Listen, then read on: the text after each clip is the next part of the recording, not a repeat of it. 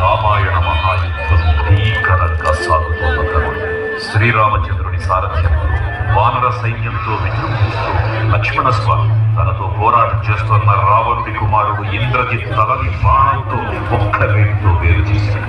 ఇంద్రజిత్ రావణుడు ఆవేశంతో ప్రతీకారం కోసం పాతాళ లోకాధిపతి తన సోదరుడు అయినటువంటి మహిరావణుడి సహకారం కోరాడు.